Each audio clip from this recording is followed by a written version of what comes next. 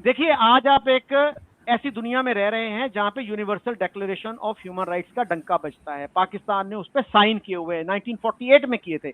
उसमें जी इक्वालिटी आपको देनी पड़ती है। आप जो है ये कह के इक्वालिटी का सत्यानाश नहीं कर सकते कि हम इस्लामिक रिपब्लिक हैं। आप इक्वल राइट्स अगर लिखते हैं तो फिर उसको ऑनर भी कीजिए। क्या इस्लामिक रिपब्लिक कह देने का मतलब यह है कि आप माइनॉरिटीज को इक्वल स्टेटस नहीं देंगे? जिन्ना साहब ने कितनी एश्योरेंसेस दी थी माइनॉरिटीज को कि सब बराबर के शहरी हो गए। 11 अगस्त की उनकी तकरीर पढ़ लीजिए। उन्होंने तो यहां तक कह दिया था, religion has nothing to do with the business of the state. आपने इस्लामिक रिपब्लिक बना दिया और उसकी आड़ में फिर आप कहते हैं कि आप डिस्क्रिमिनेट भी कर सकते हैं। You have got a licence. Sir, universal declaration of human rights पे फिर आपने क्यों साइन किए? उसको खत्म कर दें, उसको कह दें कि भाई हम वी विड्रॉ फ्रॉम दैट। मेरा ख्याल है अदिति की बैटरी का कोई इशू हो गया है, बैटरी एग्जॉस्ट हो गई, तो आप बताइएगा। देखिए, जो यूनाइटेड नेशन की डिक्लेरेशन है ह्यूमन राइट्स का, रिलीजियस फ्रीडम या रिलीजियस राइट्स, जो उसका सेक्शन आर्टिकल 18 है, उसके तहत it is the fundamental human right number one. Pakistan के कॉन्स्टिट्यूशन के अंदर ये एम्बेडेड है कि पाकिस्तान का जो प्राइम मिनिस्टर है या प्राइम मिनिस्टर है या प्रेसिडेंट है, it he has to be मुस्लिम।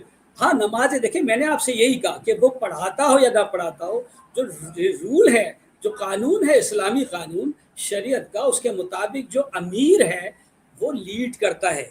ठीक है, कंपल्जन नहीं है, बट आपने देखा कि हुजूर अकरम सल्लल्लाहु अलैहि वसल्लम के साथ थी, आपने जब तक आप बीमार नहीं हो गए आप ही ने नमाजें पढ़ाई, और आप ने ही सारी जितने भी रिचुअल्स थे, चाहे नमाज जनाजा तक आप ही लीड करते थे। तो जो अमीर होता है वो बेसिकली अमल करे ना करे वो एक अलग बात है शकील भाई, कि किसी ने किया किसी ने नहीं किया, दैट इज सेपरेट थिंग। बात यह है कि रिलीजियस फ्रीडम भी ह्यूमन राइट्स का एक आर्टिकल है, और पाकिस्तान के अंदर भी आर्टिकल 20 के तहत जो है ये हमारे कॉन्स्टिट्यूशन के अंदर ह्यूमन राइट्स को ये गार्ड करता है। और पाकिस्तान की कॉन्स्टिट्यूशन में जब ये चीज़ आ गई तो government has to follow it. हाँ, जिस वक्त ये आई तो ज़ाहिर है आपको पता है इसका एक तरीक़ेकार है, बिल पेश होता है, 2/3 मेजॉरिटी है, सेनेट से पास होता है, प्रेसिडेंट साइन करता है, then it become part of that. तो ये सारे लोगों ने इस मुल्क के दस्तूर बनाया, और दस्तूर का मतलब होता है कि ये रिवाज होगा, ये तरीक़ेकार होगा।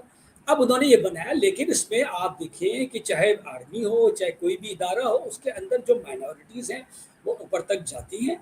और मैंने आपको जैसे चीफ जस्टिस का बता दिया, भगवान दास साहब जो जस्टिस आपके रिटायर हुए, ठीक है, तो ये चीज़ें एक चीज़ नहीं हो सकती कि अमीर नहीं हो सकता, वो बिल्कुल है, वो हमारे दीन की एक लिमिटेशन है, जो भी कह लें।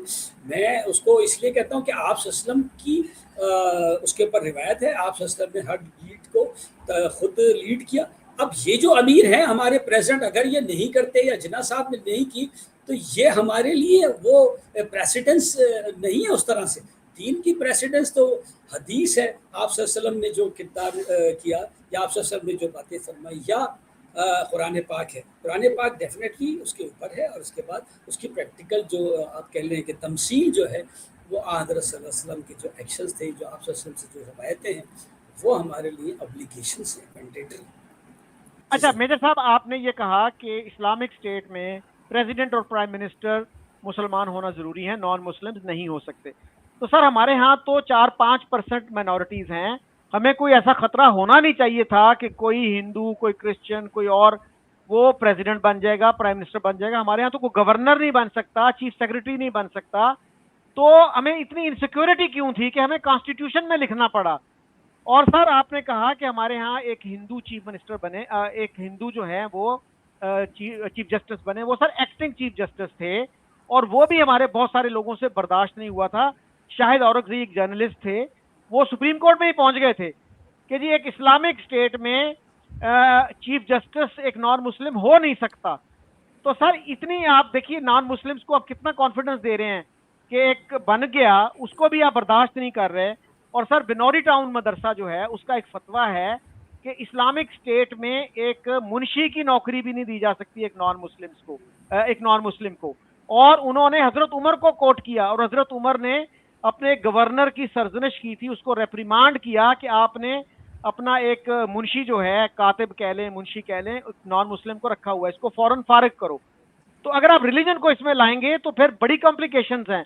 मौदूदी साहब भी ये कहते थे कि जो डिसीजन मेकिंग पोस्ट हैं उस पे नॉन मुस्लिम्स नहीं आ सकते। सारे उलमा कहते हैं कि कलीदी ओहदे या की पोजीशंस किसी नॉन मुस्लिम को नहीं दी जा सकती। तो कलीदी ओहदे को डिफाइन करना कितना मुश्किल काम है। जब आप रिलीजन को लाएंगे पॉलिटिक्स में तो बहुत कॉम्प्लिकेशंस हैं। जिन्ना साहब के विजन को आप क्यों नहीं एक्सेप्ट करते? उन्होंने जब कह दिया था कि religion has nothing to do with the business of the state, you are all equal citizen, आप क्यों इससे मुनहरिफ हो रहे हैं, क्यों डिविएट कर रहे हैं उससे? एक तरफ आप कहते हैं जी वो हमारे सबसे बड़े लीडर थे और उनकी कही हुई बात को बिल्कुल आप ऑनर नहीं कर रहे हैं। शकील भाई, मुझे आप क्यों फंसाना चाह रहे हैं पाकिस्तान में? एनीवे शकील, बात यह है कि मेरे से ज़्यादा आप भी इन सारी चीज़ों को अंडरस्टैंड करते हैं। भगवान दास साहब आपको पता है चीफ जस्टिस रहे, ठीक है, एक्टिंग थे, बट उस वक्त कितने क्रूशल केसेस चल रहे थे, you know it very well, उनके डिसीजंस भी मौजूद हैं। उसके साथ साथ ऐसी बात नहीं है, लेकिन मैंने बताया कि कुछ चीज़ें ऑब्लिगेशंस हैं शरीयत की, जिसमें ये होता है कि जो अमीर होता है वो करे ना करे। मैंने आपसे ये कहा, आपने कहा फलां ने नहीं किया, फलां ने किया, मैंने कहा बिल्कुल ठीक है, आपकी बात से बचा, वो करे ना करे। लेकिन जैसे मैंने आपको बताया कि आदर सल्लल्लाहु अलैहि वसल्लम ने हर रिचुअल को लीड किया, चाहे वो नमाज जनाजा थी, चाहे नमाज थी, ठीक है। तो उससे हमारे पास एक जो है वो ये है कि हमें उसको फॉलो तो करना है, कानून को तो फॉलो करना है। कानून पर अमल दरामद ना हो वो एक बहुत सारी अलग बहस है। मेजर साहब, मेरा पॉइंट ये है, आपको इतनी इनसिक्योरिटी होनी नहीं चाहिए थी कि कोई नॉन मुस्लिम आपका प्रेसिडेंट बन जाएगा, प्राइम मिनिस्टर बन जाएगा। और देखिए रियलिटी क्या है, कितने हमारे हेड्स ऑफ स्टेट हैं जो जमात करवाते रहे हैं, नमाज पढ़ाते रहे हैं। जब वो उसका एग्जिस्ट ही नहीं करती एक चीज, उस फर्जी एक चीज पे, मफरूजे पे हम ये कह रहे हैं जी कॉन्स्टिट्यूशन में ये कर दो। अदिति, आप कैसे देखती हैं इन सब चीजों को? देखिए, शायद भारत और पाकिस्तान को यही जुदा करता है सर। अभी मेजर साहब ने इतनी बार शरीयत, इस्लामिक लॉ, इन सब की बात की। हमारा जो कॉन्स्टिट्यूशन है, मुझे नहीं पता मेजर साहब को कितना इस बारे में जानकारी है, लेकिन अगर हम बात करें इंडियन प्राइम मिनिस्टर्स की, तो माइनॉरिटीज वहाँ पे रही हैं। आप याद करें डॉक्टर मनमोहन सिंह साहब को 2 टर्म उन्होंने सर्व किया था। 2009 में उनका कमबैक हुआ था। और उसके अलावा आप इंडियन प्रेसिडेंट्स को आप देख लें, ज्ञानी जेल सिंह सिख प्रेसिडेंट थे, डॉक्टर एपीजे अब्दुल कलाम, उनको हमारे मिसाइल मैन के तौर पर जाना जाता है, फखरुद्दीन साहब, हुसैन साहब। तो ये सब भारत के वाइस प्रेसिडेंट्स, आप कोई भी पोस्ट उठा लीजिए, कोई ऐसा आपको एग्जाम्पल नहीं मिलेगा जहां पर रिलीजन के आधार पर कोई ग्रज या कोई बायस होल्ड किया गया हो। किसी भी काबिल, चाहे वो नेता हो, चाहे वो अधिकारी हो, कोई भी ऐसी पोजीशन है पाकिस्तान की तरफ से, मेजर साहब बुरा नहीं मानिएगा, लेकिन आपकी कंट्री की तरफ से खालिस्तान को लेकर एक बहुत बड़ा प्रोपेगेंडा चलाया जाता है। लेकिन अगर आप इंडियन आर्मी को उठा के देखें या इंडियन आर्मी का इतिहास उठाकर देखें, आप भूल जाएं, इतिहास तो छोड़ ही दें। अभी जब ऑपरेशन सिंदूर चलाया गया तो किसी को जो भारत के एयर चीफ मार्शल है अमरप्रीत सिंह साहब, उनको लेके कोई कंफ्यूजन किसी के मन में नहीं रहा होगा। किसी को कोई कंफ्यूजन माइनॉरिटीज को लेकर नहीं आई होगी कि भाई भारत में माइनॉरिटीज जो है, एक नैरेटिव गढ़ा जाता है भारत के खिलाफ, रिलीजन का अक्सर इस्तेमाल किया जाता है कि भारत में किसी भी तरीके से वेमनेस पैदा किया जाए, भारत में किसी भी तरीके से एनमिटी क्रिएट की जाए। लेकिन एक अवेयरनेस का लेवल, में एक बात बोलूंगी, बढ़ा है। कश्मीर में तो हमने देखा था रिलीजन के आधार पर लाखों की संख्या में पंडितों का पलायन कराया गया था, और वो ऐसा नहीं था कि कश्मीरी मुस्लिम का आइडिया था या कश्मीरी मुस्लिम को दिक्कत थी, वो गन के दम पर कराया गया। वो गन कहां से आई मुझे बताने की जरूरत नहीं है, वो टेरर को स्पॉन्सरशिप कहां से मिली मुझे बताने की जरूरत नहीं है। तो ये कोशिश भारत को रिलीजन के आधार पर बांटने की कोशिश, कई बार इस तरह की साजिश जो है, मुझे कहना चाहिए कॉन्स्पिरेसी हुई है, लेकिन भारत ने अपनी माइनॉरिटीज को रिस्पेक्ट दी है, उनका सम्मान किया है, चाहे वो देश की अदालतें हों या फिर सरकारें हों। ये देखें कि 30 करोड़ मुसलमान रहते हैं, पाकिस्तान से भी ज़्यादा मुसलमान हैं। आप मुझे बताइए कि कितने प्राइम मिनिस्टर बन गए मुसलमानों के, कितने वजीर बन गए उस परसेंटेज से आप बता दीजिए मुझे। एक आपको ये अवैध साहब का नाम नज़र आता है जो ये सबके से लड़ रहे होते हैं लोकसभा के अंदर। तो ये हर जगह का मसला है। कौन से डॉक्टर साहब, किसका नाम नजर आता है? अवैसुद्दीन साहब का आपको ज्यादातर आपको देखेंगे कि अवैसुद्दीन साहब जो हैं उनके वो लोकसभा में अवैसी, ज्यादा मुसलमान। असदुद्दीन अवैसी जी, अवैसी। जी। जी Asaduddin Owaisi, sorry Asaduddin Owaisi, thank you for correcting. तो ये वहाँ पे इस परसेंटेज के हिसाब से आप बताइए, उन्होंने मनमोहन सिंह का नाम तो ले लिया, उनकी क्या परसेंटेज है वहाँ पे पॉपुलेशन की, मुसलमानों की क्या है? तो ये हर जगह का ये थोड़ा इशू है, ये पूरे सब कॉन्टिनेंट का इशू है, ठीक है? ऐसा नहीं है कि ये सिर्फ पाकिस्तान के अंदर है। अच्छा, नहीं डॉक्टर साहब, मेजर साहब बात ये है कि ये क्वेश्चन नहीं है कि मुसलमान क्यों नहीं बना, मैंने ये नहीं कहा कि हिंदू क्यों नहीं बना।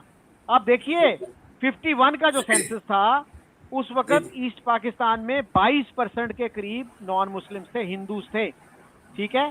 तो भाई फिर मैंने ये नहीं कहा कि हिंदू क्यों नहीं बना, मैं ये कह रहा हूं कि आपने कॉन्स्टिट्यूशनल डिस्क्वालिफिकेशन क्यों लगाई है? एक तरफ आइन ये कह रहा है कि सब बराबर हैं, भाई why do you have it in the constitution? अगर नहीं है बराबर तो कुछ सच बोलिए ना, बी ट्रूथफुल कि भाई देखिए हमारे यहाँ बीट इक्वालिटी नहीं है, हम इस्लामिक रिपब्लिक हैं, और being an Islamic republic we can not give equality to non Muslim. Simple बात करें, स्ट्रेट फॉरवर्ड बात करें। एक तरफ ये आप गलत है। देखिए, आप सर दोनों कश्तियों के सवार होना चाहते हैं, एक तरफ आप नहीं, मैं मॉडर्निज्म आपको का भी उसका करना जवाब चाहते हैं। दे दूं। नहीं, नहीं, ऐसा नहीं गुजारिश सुनिए ना। है। ऐसे इंडिया बहुत के सारे मुल्कों में है।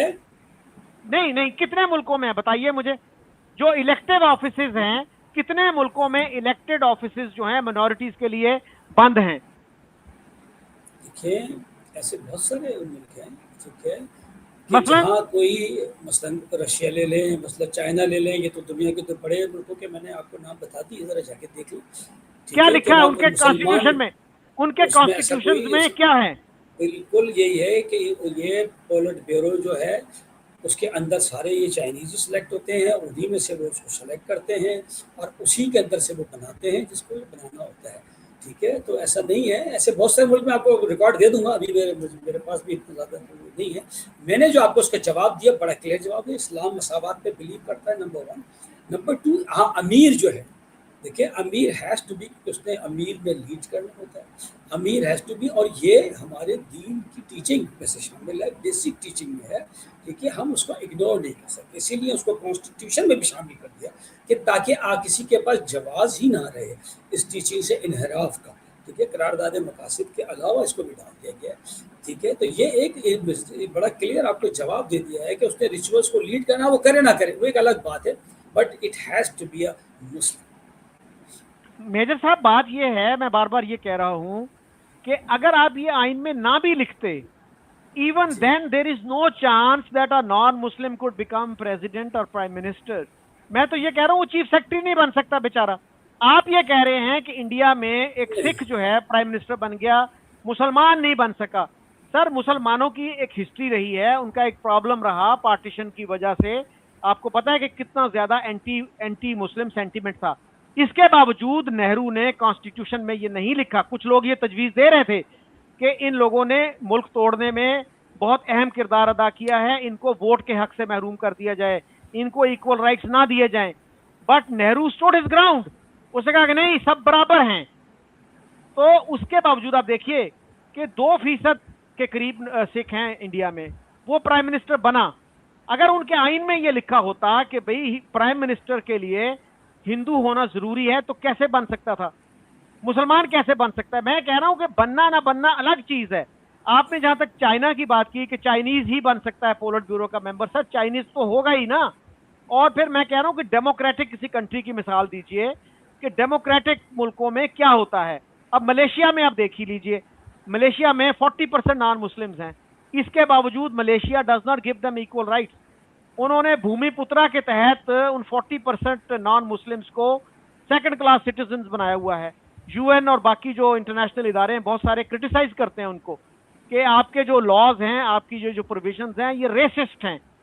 तो सर ये हमें सोचना चाहिए, हमें अपना तनकीदी जायजा लेना चाहिए कि अगर हम मॉडर्न दुनिया का हिस्सा हैं तो फिर हमें अपने कॉन्स्टिट्यूशन को भी अमेंड करना होगा, ये चेंजेस लानी होंगी कि हम अगर इक्वालिटी की बात करते हैं तो फिर हम we should not make a mockery of that equality कि एक प्रोविजन कॉन्स्टिट्यूशन की इक्वालिटी की बात कर रही है, दूसरी कह रही है कि नहीं भाई इक्वालिटी कोई नहीं है। तो ये मैं कह रहा हूं, ये कॉन्ट्राडिक्शन है। देखिए ये तो आपकी अपनी ज़ाती राय है, मैंने आपको बता दिया कि जब इस्लामिक प्रेसिडेंस आपके पास मौजूद है, हम उसको वायलेट नहीं कर सकते, पहली बात।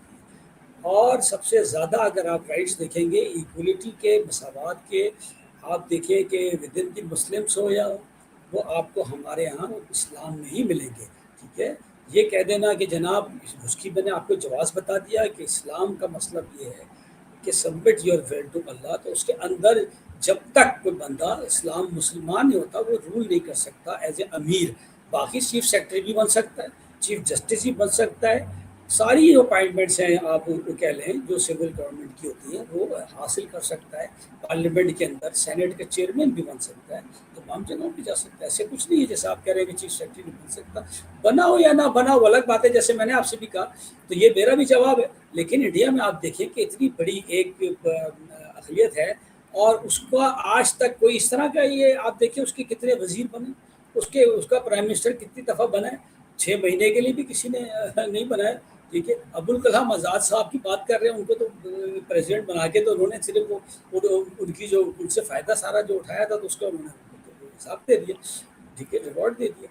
बाकी आप देखिए कि जहाँ डिसीजन मेकिंग है कहीं भी मुसलमान वहाँ आपको नहीं मिलेगा। आप देखें सुप्रीम कोर्ट में उनकी क्या है परसेंटेज मुसलमानों की, है कोई? उनको रखना चाहिए सुप्रीम कोर्ट के अंदर कि जनाब यहाँ पे इस तरह के केसेस आएंगे, मसाजिद के आएंगे। अब उन्होंने जैसे कह दिया अदिति ने कि जनाब वो मस्जिदें और हमारी तमाम, तो क्या हमारे यहाँ हायरार्की नहीं है, हमारे यहाँ लेवल्स नहीं है कोर्ट के? ठीक है, कि नीचे से एक चीज़ चलती है सेशन अदालत और इस तरह से आगे चल के डिस्ट्रिक्ट कोर्ट और हाई कोर्ट और सुप्रीम कोर्ट में जाती है। अच्छा मेजर साहब, आपके इल्म में है कि इंडिया के कई चीफ जस्टिस मुसलमान हुए हैं, कई जजेस मुसलमान हुए हैं। इंटेलिजेंस ब्यूरो जो बहुत ही सेंसिटिव इदारा है, उसका एक सरबराह जो है अभी नॉट टू लॉन्ग अगो 2014 में एक मुसलमान था। एयर फोर्स का चीफ जो है वो मुसलमान रहा है। और आपने कहा कि जी वो अबुल कलाम से उन्होंने काम लेना था और वो ले लिया। तो सर अगर उनको प्रेसिडेंट ना बनाते तो वो काम करने से इनकार कर देते क्या? डॉक्टर जाकिर हुसैन से क्या काम लिया, फखरुद्दीन अली अहमद से क्या काम लिया, वो भी प्रेसिडेंट रहे। ज्ञानी जैल सिंह सिख थे, वो प्रेसिडेंट रहे, उनसे क्या काम लेना था? तो सर इसको अप्रिशिएट करने के बजाय कि उन्होंने कम से कम कॉन्स्टिट्यूशन में इस तरह की कोई डिस्क्रिमिनेशन नहीं की, उसको अप्रिशिएट करना चाहिए ना? नहीं, ऐसे अप्रिशिएट नहीं होता कि किसी एक चीज़ को लेके आउट ऑफ कंटेक्स्ट आप उसकी बात कर दें।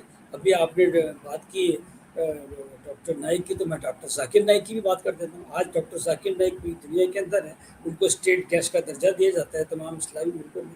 और इंडिया में उनके साथ क्या किया है, किस तरह से उनको उन पर मुकदमे कायम किए गए, किस तरह उनको वहाँ से बदल किया गया, जबकि आपके सामने है सारी चीज़ें कि किस तरह से वो ओपनली हर चीज़ कर रहे थे। सारी दुनिया के अंदर ये ह्यूमन राइट्स के सबसे बड़ा एक्ट है कि रिलीजियस फ्रीडम, और उसके अंदर रिलीजियस फ्रीडम के अंदर कि you can preach, you can have your own charity organisation. ठीक है, और you can have your academia. आप अगर उसको पढ़ें यूनाइटेड नेशन का आर्टिकल 18 जो है, उसमें ये सारे पॉइंट्स आपको नजर आएंगे कि एकेडेमिया की जो है वो रिलीजियस एकेडेमिया आप कायम कर सकते हैं। यूनिवर्सिटीज़, मदरसे, ये जो भी है, जैसे वो मिशनरी होते हैं क्रिश्चियंस के या दूर के। तो आप देखिए क्या हुआ वहाँ पे। इंडिया में क्या है, इंडिया में इस तरह की कोई चीज़ नहीं होने दी जाती। और अच्छा, आज वही बात है कि हर मस्जिद को वो चेंज कर रहे हैं। आप देखेंगे अभी तो उन्होंने 3 का तो नाम ले लिया आपके सामने। आप देखें ताजमहल के भी पीछे पड़े हुए, हल्के हल्के आप देखते जाएं।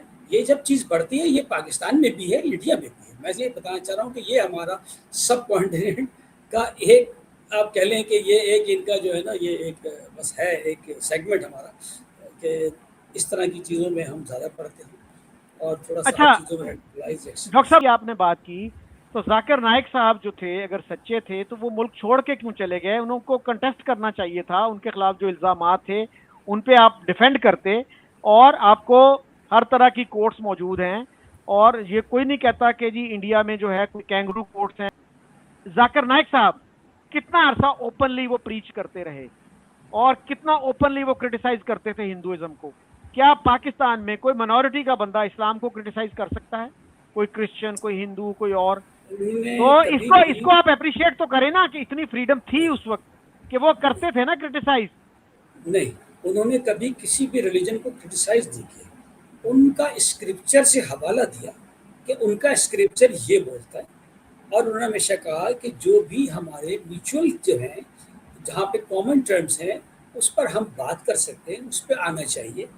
और हमेशा हवाला दिया कि भाई आपका रिलीजन ये बोलता है, आपके फला स्क्रिप्चर में ये लिखा हुआ है। ऐसा कुछ भी नहीं था। उनको आसिया अंद्राबी जैसे भी मैं उस वक्त में बात कर रही थी, मैंने नहीं बोला, ठीक है। जिस तरह से आसिया अंद्राबी और उनके साथ दूसरी जो खवातीन के साथ आप देखिए क्या हो रहा है, तो वहाँ की अदालतें भी किस तरह के मुकदमे कर रही हैं, किस तरह की डिसीजंस दे रही हैं, बाबरी मस्जिद और भूमशाला और पता नहीं क्या क्या, और ये आप देखते जाएंगे, आपके पास डिसीजंस आते जाएंगे। अभी आप सब्र करें, देखिए जिस तरह का एक्सट्रीमिज्म इन्होंने फैला दिया है मोदी साहब ने, वो बिलाखिर इनके गले ही आएगा, क्योंकि ये रेडिकलिज्म जो है ये बिल्कुल गले आएगा। जिस तरह से सेकुलर इंदिरा गांधी ने रखा इसको, या आगे मनमोहन साहब ने भी कोशिश की और बाकी ने भी, वाजपेयी साहब ने, लेकिन ये आप सेकुलर का तो उतर गया वहाँ से जो तमगा था उनके। अच्छा, ये मेजर साहब हम ना बड़े अरसे से 78 साल से यही कहते आ रहे हैं कि India is not secular, India is, वो सेकुलरिज्म का लिबादा उनका उतर गया है। अच्छा मेजर साहब, आपने बात की दोबारा जो है ना जाकिर नाइक की। सर जाकिर नाइक के आपको पता है गुरु कौन थे? वो कहते थे साउथ अफ्रीका के एक प्रीचर थे, अहमद दीदात, प्रीचर और डिबेटर। और उनकी आप किताबें देख लीजिए, कितना क्रिश्चियनिटी को उन्होंने क्रिटिसाइज किया है। और सर मैं आपको रेफरेंस भेज दूंगा, मैं यहाँ लगा दूंगा सर, नीचे देख लीजिएगा। ही क्रिटिसाइज, उन्होंने हवाला दिया उनके स्क्रिप्चर्स का, क्रिश्चियनिटी को सर बहुत ज्यादा उन्होंने बहुत ज्यादा हवाला दिया, गॉस्पेल्स का हवाला दिया सर। और वहां से शुरू किया। मैंने सर अहमद दिदात साहब का एक लेक्चर इस्लामाबाद में सुना हुआ है। और जहां तक सर आसिया इंद्राबी का ताल्लुक है, क्या आप नहीं समझते कि वो एक्सट्रीमिस्ट थी? उन्होंने वहां पे श्रीनगर में जो है गाय ज़िबा की और उसको लाइव ब्रॉडकास्ट किया। सर सैयद ने आपको पता है कि अपने कॉलेज के कैंपस पे गाय के ज़बीहे पे पाबंदी लगा दी थी, कॉ स्लाटर पे बैन कर दिया। तो उनका कहना था कि अगर आप दूसरों के रिलीजियस सेंटिमेंट्स का एहतराम करेंगे, वो आपके रिलीजियस सेंटिमेंट्स का एहतराम करेंगे। तो आसिया इंद्राबी ने ये नहीं किया। उस पे उम्र कैद हो जानी चाहिए सर, वो अलग केस है, मुझे नहीं पता उनके खिलाफ क्या एविडेंस है क्या नहीं। मैं आपको ये बता रहा हूँ कि उनकी जो अप्रोच है वो कितनी एक्सट्रीम है। देखिए ठीक है, ये एक अलग चीज हो सकती है, बट इसके ऊपर उम्र क्या दे दीजिए, पूरे इतने सारे लोगों को और इतने सारे इनोसेंट पीपल को उनको बंद कर दिया जाए, ठीक है। ये एक की तो बात नहीं। आप देखिए कितने लोग इस वक्त तहाड़ जेल के अंदर कैद हैं, कितनी दुनिया इस वक्त, औरतें, बच्चे, लोग, ठीक है। तो और कितनी वहाँ फौज डिप्लॉयड है, आपको भी अच्छी तरह पता है। बट लेकिन कोई ना मानना चाहे तो ना माने, ना माने। मैंने तो आपको यही कहा हर फोरम पे कि भाई एक मुल्क का नाम बता दें मुझे, सिर्फ मैं तो एक ही सवाल करता हूँ हर फोरम पे कि एक मुल्क का नाम बता दें जिसने ये कहा हो कि पाकिस्तान, PAKISTAN का वर्ड यूज़ किया। अब उसके ऊपर ले जाते हैं ये फलां, वो तो पास्ट में फलां नहीं किया जाए, FATF पे लिखे। अच्छा सर ये बताइए कि जो यासीन मलिक पे केस चल रहा था, तो उन्होंने उन इल्ज़ामात को क्यों एक्सेप्ट कर लिया, क्यों अपना डिफेंस नहीं किया? देखिए जब आपका एतबार उठ जाए ना उनकी अदलिया से, ठीक है, ये एतबार इसलिए उठा हुआ है, वहाँ के लोगों का एतबार उठ गया है, मुसलमानों का तो एतबार बिल्कुल ही उठ गया। आप माने ना माने, मेरे वहाँ बेशुमार होशियार हैं, मुसलमानों को पता है कि सुप्रीम कोर्ट में कोई भी ऐसी चीज़ जाएगी, भोजशाला जाएगा, फला जाएगा, फला जाएगा। उन्होंने सबसे पहले तो स्टे ऑर्डर दे देते हैं कि जी ये मस्जिद काम नहीं कर सकती, उसके बाद वो केस चलता है, आखिर के अंदर वो कहते हैं जी हाँ जी बिल्कुल ये तो फलां चीज़ है। अब ये इस तरह की चीज़ें करना, तो ये तो एक वक्त आएगा, अब कहाँ तक हर बंदा खड़ा हो रहा है, हर गांव में खड़ा हो रहा है। आप देखिए मस्जिदें मुस्मार कर रहे हैं, तो ये सेकुलरिज्म है या ये माइनॉरिटीज़ का ख्याल है? अब पाकिस्तान में बताइए हमने इस तरह से क्या किया, किसकी गुंबदों पे खड़े हुए, कौन से चर्च की मीनार पर हम चढ़े, कौन से स्कूल गए के जो सेंट पॉल है या कोई। आप मेजर साहब, आप ना किसी अहमदी से बात कीजिएगा और उनसे पूछिएगा कि उनके साथ क्या सलूक होता है, उनकी प्लेसेस ऑफ वर्शिप के साथ क्या सलूक होता है। और सर राम मंदिर का जो फैसला था सुप्रीम कोर्ट ने दिया, आपको पता है उसमें उन्होंने मुसलमानों को कितनी जमीन दी थी? उस जमीन पे क्या मस्जिद बन गई है? और अगर वो ये कहते कि जी ये हिंदुओं की जगह है, हिंदू वो था, मंदिर था, यहाँ मुसलमानों का कोई हक नहीं, तो क्या कर लेते मुसलमान? इसके बावजूद मुसलमानों को जगह दी उन्होंने। इसको अप्रिशिएट तो कर दिया करे ना कभी कभार। नहीं, ये अप्रिसिएशन के काबिल नहीं है कि आप इन लियो ऑफ कोई चीज़ दे दें, ठीक है। ये रिलीजियस साइट्स हैं, ये इन लियो नहीं हो सकती, ठीक है। हाँ, आप उसको ये कर देते कि भाई ना आप यूज़ करें ना आप यूज़ करें, बस ये भी हो सकता था। लेकिन एक साइट को आप इस तरह से आप कहें कि जी आपको हम रिप्लेसमेंट दे देते हैं जनाब फला जगह के ऊपर, ठीक है, ये आप छोड़ दें और इधर से कल से जो है वो मंदिर होगा। तो इस तरह की चीज़ें मुसलमान इसको आसानी से एक्सेप्ट नहीं करते। लेकिन इंडिया में आप देख लें कि कितना कानून और वहाँ पे वो है फोर्स के आप मुसलमान कुछ भी नहीं कर सके। और एक के बाद एक मस्जिद हो रही है। मैंने तो आपसे कहा है, आप मुझे 6 महीने बाद देखिएगा, आप टोटल आप मुझे बताइएगा, मैं आपसे पूछूंगा 6 महीने। अच्छा मेजर साहब, आपको ये पता है कि सऊदी अरब में कितनी मस्जिदें टूटती हैं जब कोई सड़क उन्होंने बनानी होती है, कोई और प्रोजेक्ट होता है, उसकी जगह पे कहीं तो और मस्जिद बन जाती है। और आपको पता है कि एक मुसलमान आर्कियोलॉजिस्ट जो 70s में वहां गया था, मोहम्मद खान मेरे ख्याल में नाम है उनका, उनका वीडियो मौजूद है। वो ये कहते हैं कि हमें वहां पे एक इंडिक स्ट्रक्चर के आसार मिले हैं उस मस्जिद के नीचे, तो उसको भी आप देख लीजिए। बाकी भी जो जिन जिन जिन जगहों पे दावा है उसकी एविडेंस भी देख लीजिए।